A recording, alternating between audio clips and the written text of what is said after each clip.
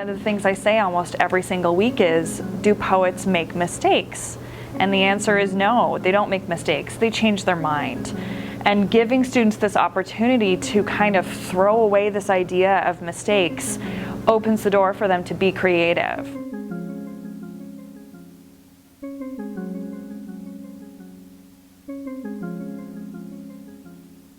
You see a lot of nonprofits that focus on just music, or they focus on just visual arts. But what I particularly like about working with Arts Without Boundaries is that we do writing and visual art and music.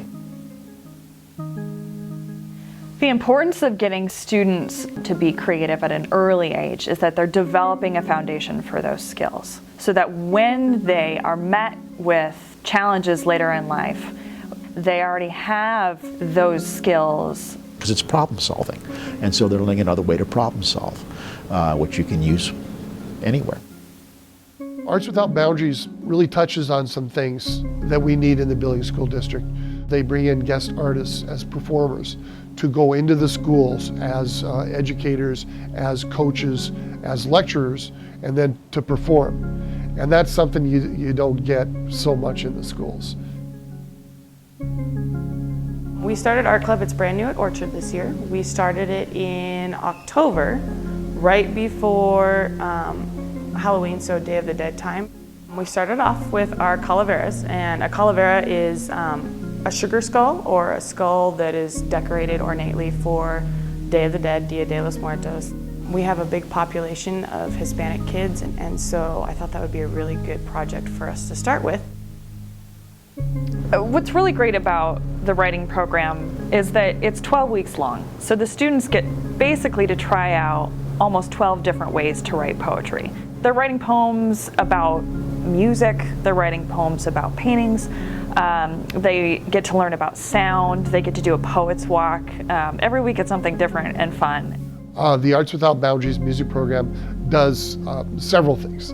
One of them is provide instruments for kids that are needy, talented kids that don't have a quality instrument. One of the other things is the mentoring program, where young kids that can't afford private lessons get lessons with my top-level high school kids. When I was first asked to teach writing for Arts Without Boundaries, I was really hesitant. I had never taught elementary-aged students, and I was very nervous to work with young people. And after the first day, I realized I was so wrong, and that working with the third graders was so much more rewarding because they're funny and silly and creative. When I got to work with the fourth graders, I was surprised how much I enjoyed it. And it kind of goes back to that idea of looking into them and seeing all this potential. You know, they haven't shut down yet.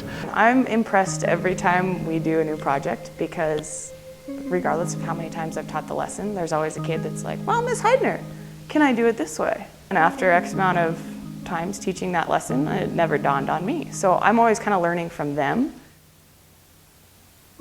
I have kids that have never used watercolor before.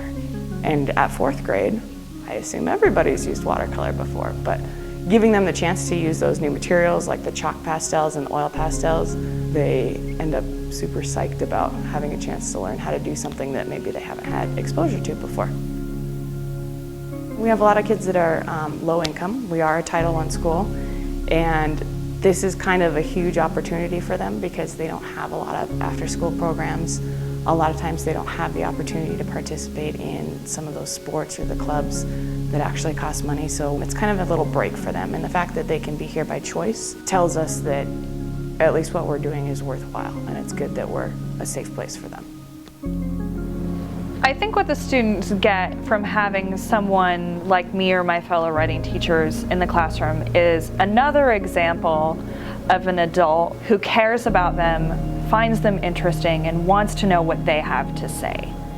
I think Arts Without Boundaries helps provide them a good place to kind of build those friendships and those relationships.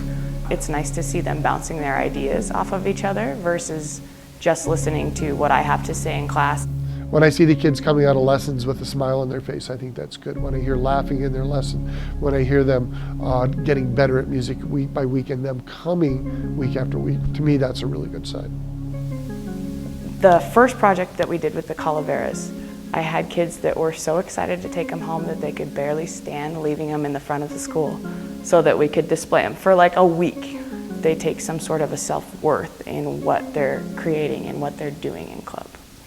I see them taking ownership more of the band and themselves. I think as a growth process, it's amazing.